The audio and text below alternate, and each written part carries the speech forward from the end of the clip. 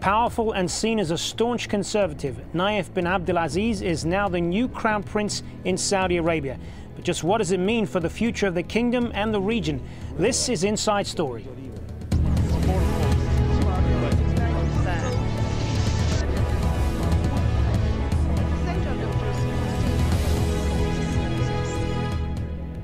Hello and welcome to the program. I'm Hazem Seeker.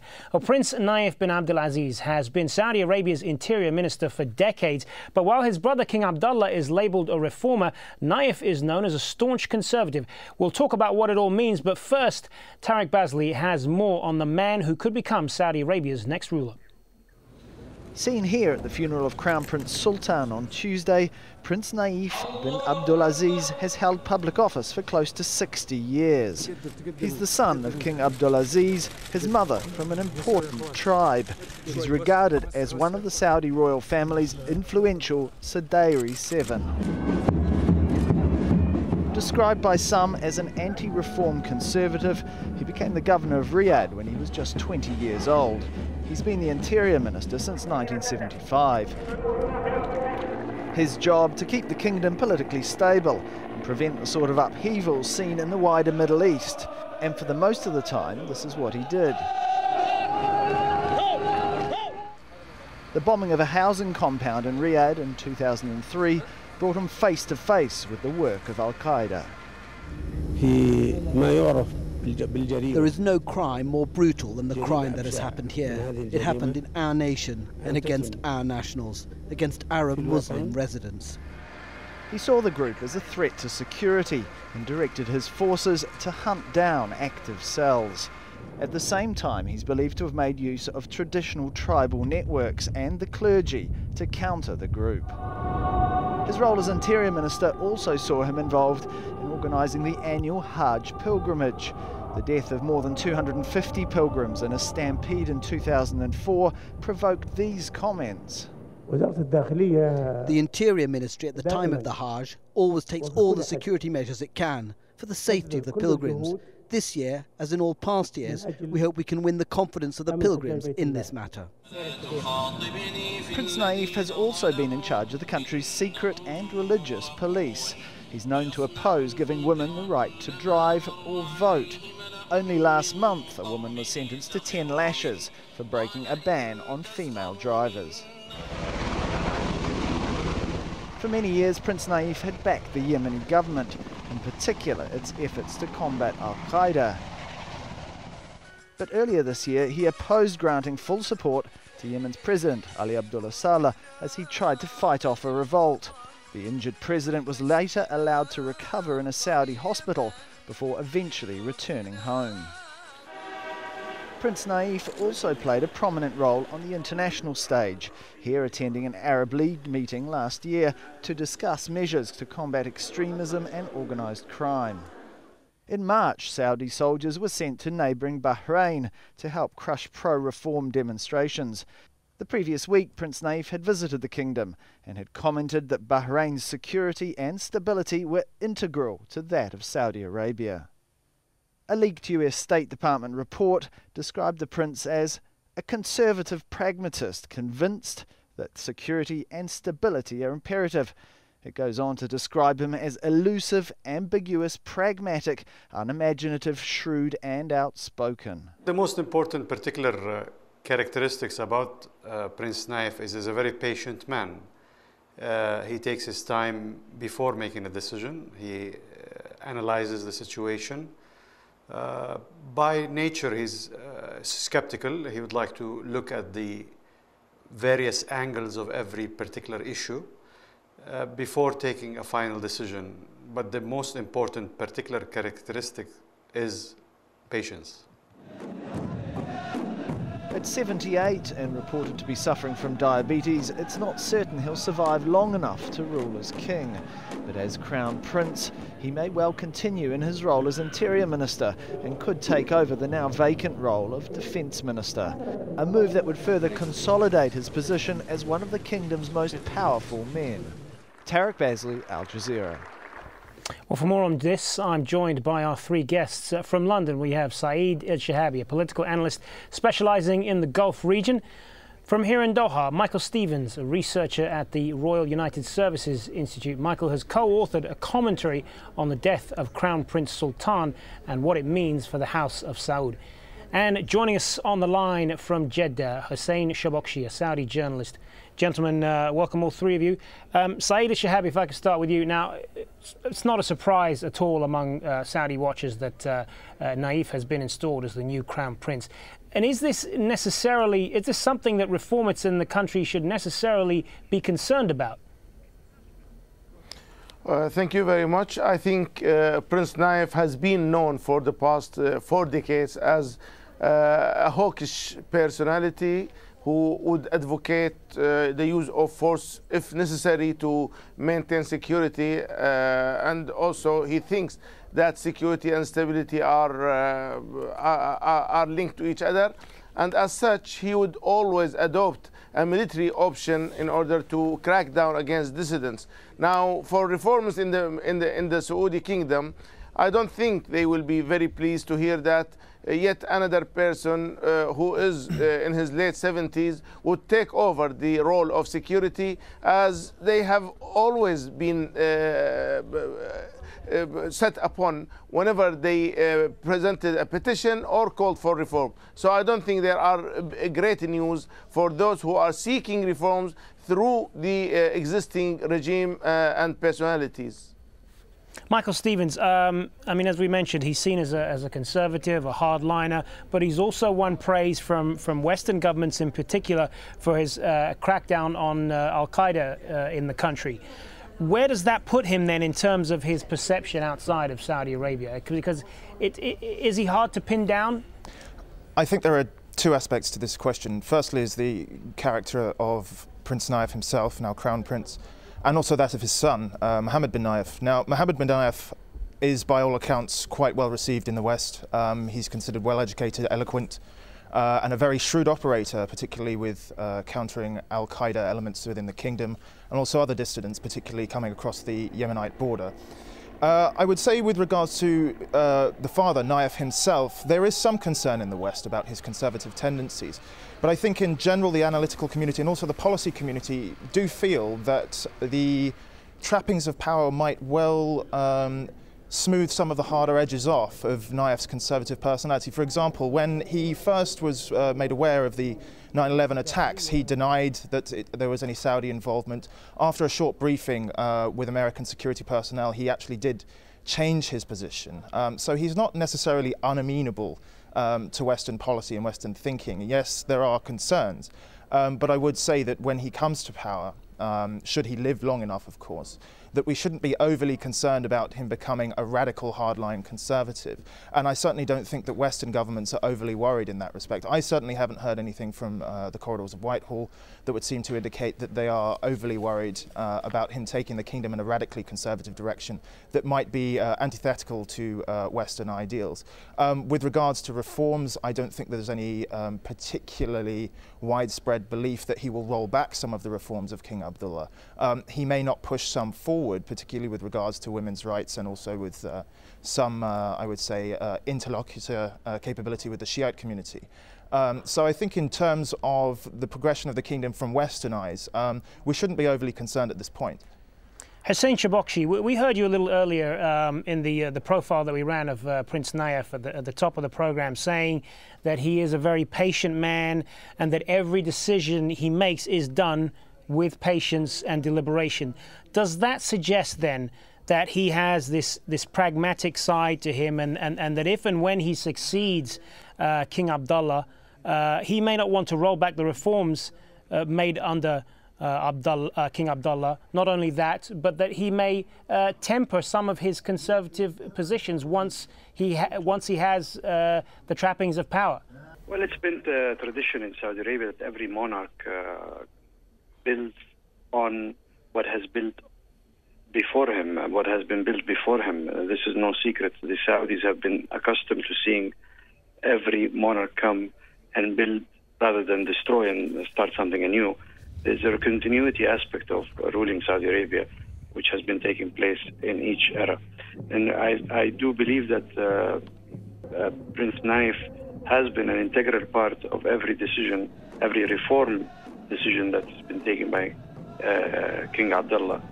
And after all, Prince Naif is a vital member of the government in Saudi Arabia, and he is the Minister of Interior, and the Saudis realize very well the weight and the significance of the Ministry of Interior in their daily lives. So he has been an integral part of every policy-making decision by the king.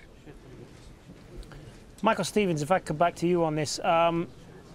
Crown Prince Nayef is known for his forthrightness, and he's known among some people for having some, I should say, unreconstructed views, particularly on the position of women being allowed to vote in Saudi Arabia. How are liberals and women going to think of him in power, particularly when he said back in 2009 that he didn't believe women in Saudi Arabia needed to vote? I think there is concern, and as your first guest indicated, there are worries regarding some of the reforms that he may or may not be part of implementing in the kingdom. I think certain liberal elements, particularly in Riyadh and also in the Hijaz area in Jeddah, have had quite some, I would say, long-standing hostility to Naif. Of course, more liberalising princes such as Nayef Bin Abdelaziz have been very outspoken in terms of their opposition to Naif regarding human rights issues, reform issues, and of course women as well, although women have not had the same political platform within the kingdom to express opposition to Naif. Nevertheless, Naif is aware of that opposition. Often in the press he will make veiled statements pertaining to wanting stability from certain sectors of the population that he regards as, I would say, wanting to seek reform.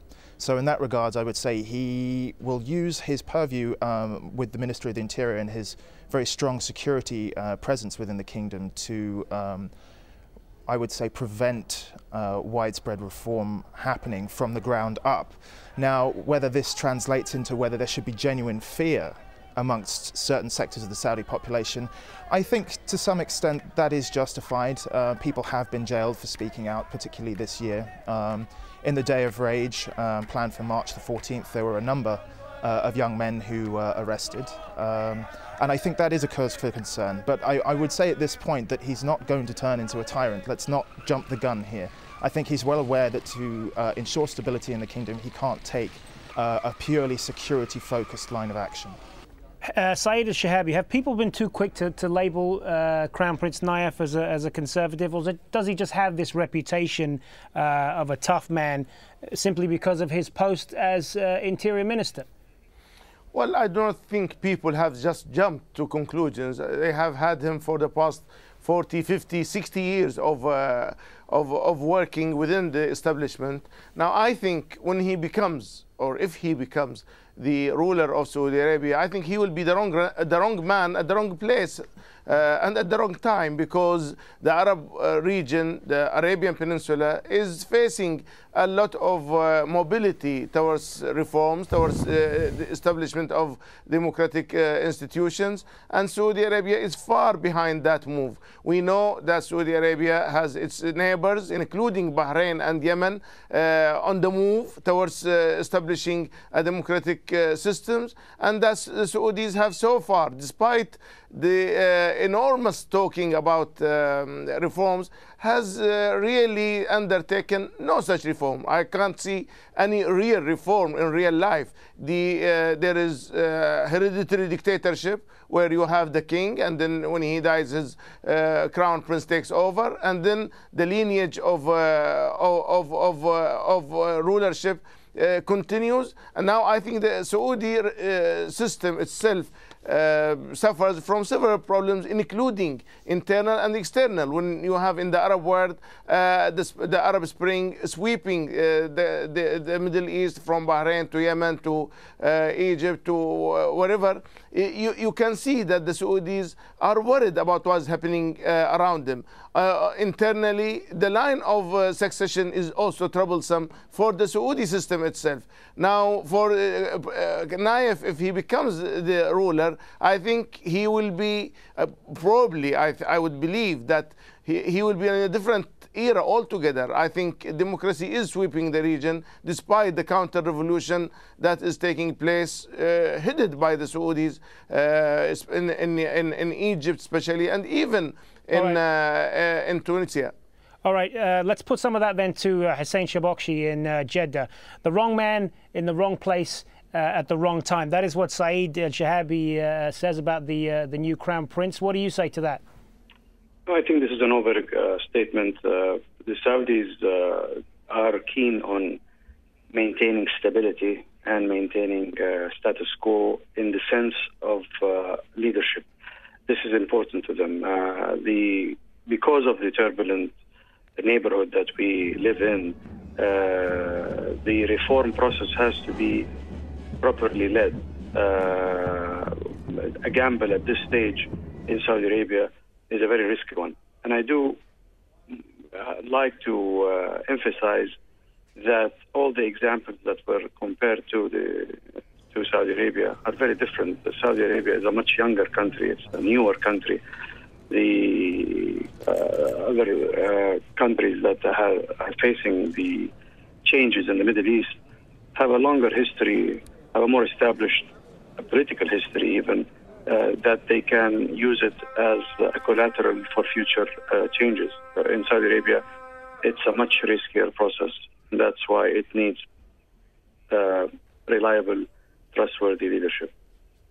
Michael Stevens, if we broaden this out here and talk about succession issues now, every king of Saudi Arabia since 1953 has been a son of the first King Saud, but the surviving sons are all well into their 70s and 80s now. At some point, there's going to be a shift to the next generation. When and in what form do you think that would happen? I think it's unlikely to be the next option for Crown Prince, and here's why.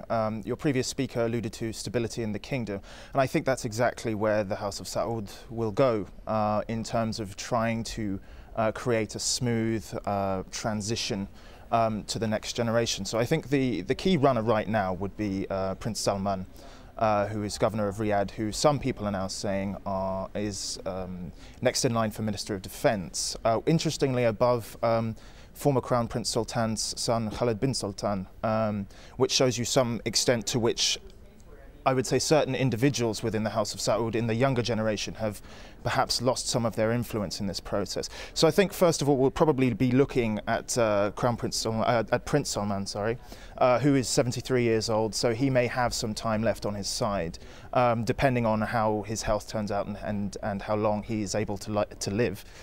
We could be seeing, I would say, a transition to the younger generation, probably somewhere within around 15 years. Then you'll be looking at, I would say, Nayef's son, Mohammed bin Naif, who by all accounts, as I've already said, is very well regarded, is a shrewd operator, is very against corruption within his own ministry. And he certainly would have a very strong chance. You also have Nayef Bin Abdullah, who is the commander of the Saudi Arabian National Guard, who is the son of the current king, who I would say right now is not in as good a place as Mohammed bin Naif for a run at the throne. I think it's important to emphasize at this point that neither Khalid bin Sultan, Mohammed bin Naif, or Nayef bin Abdullah currently have the widespread support within all the branches of the family to launch a power, I would say a bid for power. That will have to take some time, and it will play out over the next 10 years, I think.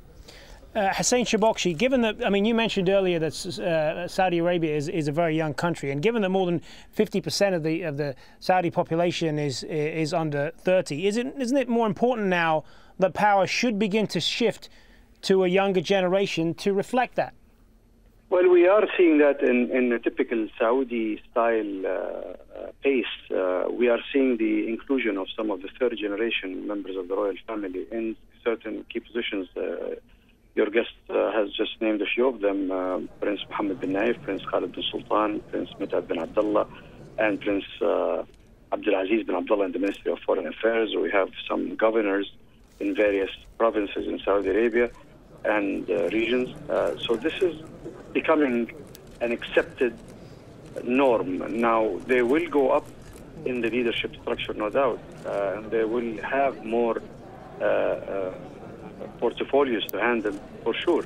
And there is a kind of acceptance now that within a decade, 2 decades, we might see a king, a monarch from the third generation in charge of the country. That is not an impossibility.